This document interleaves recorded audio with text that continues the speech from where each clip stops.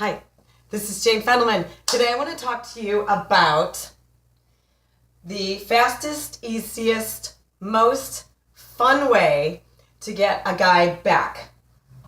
If you want the guy back. Because you'll see, this way is so fun that you might even decide, I don't know, I'm having so much fun. Maybe I'm having too much fun. Okay, so you're going to do what I call get on with your happy life.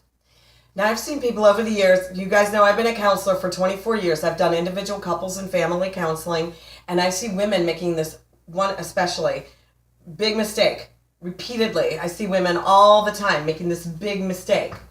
Okay, they wait for their guy, and they get very hung up on 4 dangerous words. If only he would. If only he would.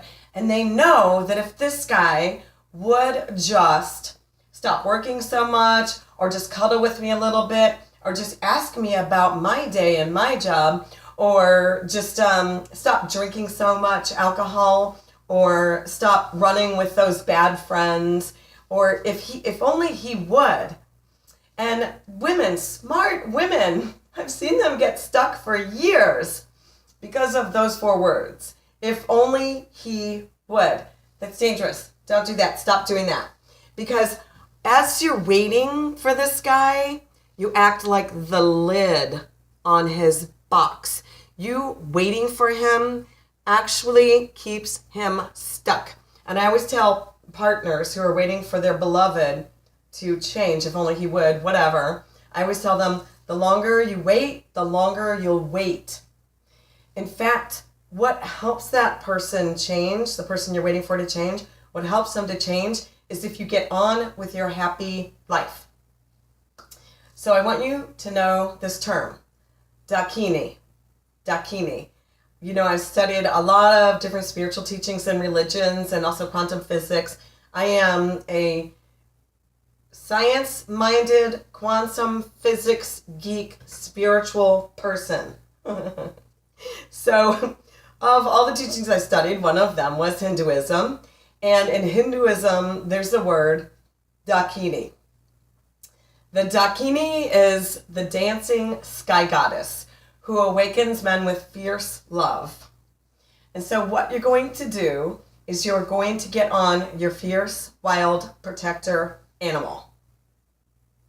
Your black panther, your leopard, your albino tiger, your flying horse, your dragon. You're going to get on your wild protector animal and you are going to fly across the sky with your head thrown back and the universe in your hair. And you're laughing and you're going to get on with your happy life. And I know you women are afraid to do this because you're afraid if I don't stand here and stay here and nag him, then it will really fizzle out. But really, seriously, what kind of relationship is that where you're begging for crumbs? Don't stay for crumbs. Like moments at a time, this relationship is joyous and fulfilling. And then the rest of the time, you're just aching and waiting for it. Don't stay for crumbs. Do not stay for crumbs. Don't stay for crumbs. Don't stay for crumbs. Get on with your happy life, because I promise you what'll happen is this baby man who's standing on the ground, and men start out in the immature masculine and women start out in the immature feminine. And this is stuff we have to learn. This is what beloved relationship teaches us. A man has to mature by learning how to put the feminine first. A man learns and grows by learning how to, instead of putting himself first all the time, put his woman first. A mature man is a good king, and a good king is the leader. But a good king also knows he is the servant of the people. And a good king he makes the decisions and he leads the way, but he puts the needs of the people first, especially those of the needs of his queen. Watch the movie 300, and you'll see King Leonidas. Is that it? Yeah, Leonidas. I love this movie. I own this movie. I've watched this movie like 10 times. You would think I would remember the dude's name. And He's about to decide whether or not to kick the Persian into the giant hole in the ground, which would start this huge war, or not. Like, he's trying to decide, and he's weighing the freedom of his people and this big war. And you'll notice in that movie, there's this moment where he's about to kick the guy into the hole. He looks back at his queen.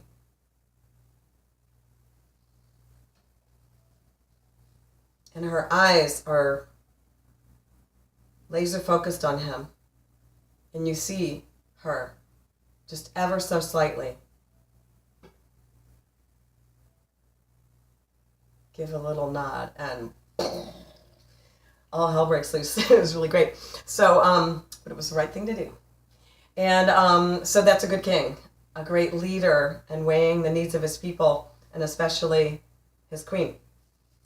So you're going to get on your wild protector animal and ride across the sky, and that baby man who's standing on the ground, and you're going to get on with your happy life means take those ballroom dance lessons, go pick up that hobby. I really recommend things like scuba diving, which changes your brain, because your brain knows I'm not supposed to be breathing underwater. Shush, salesperson, don't call me when I'm busy. And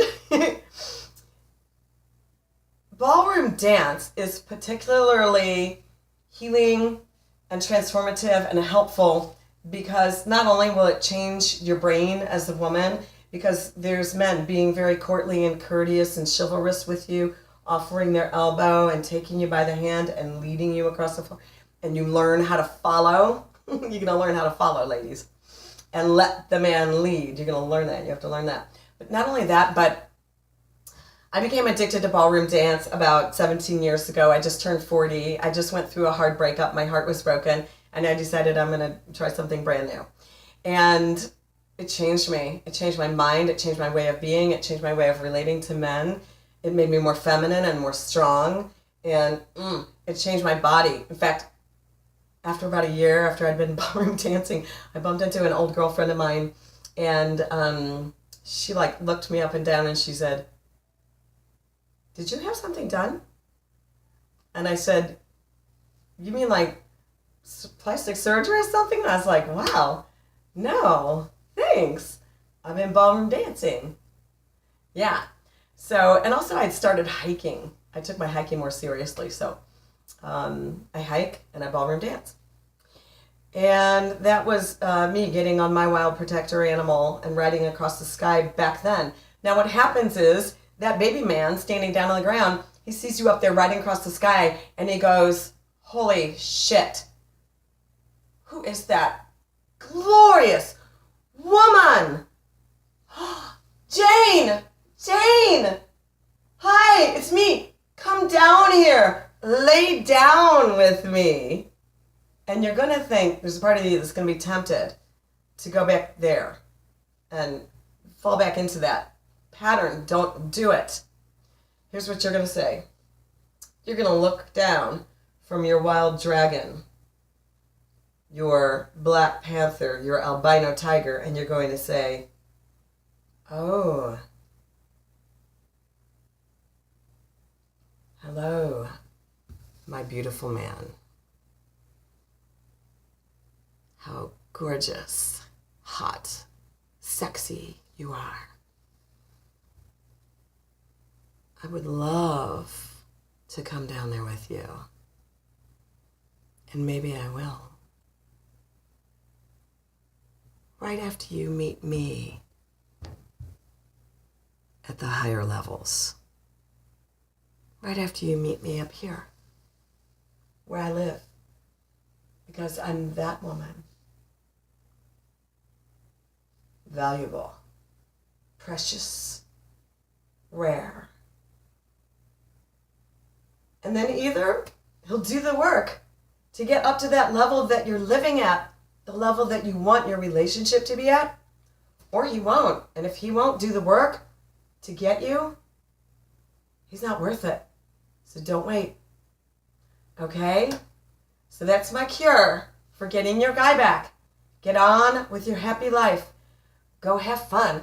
Go have love with your friends. Dance. Play. And above all, realize your value. I love you.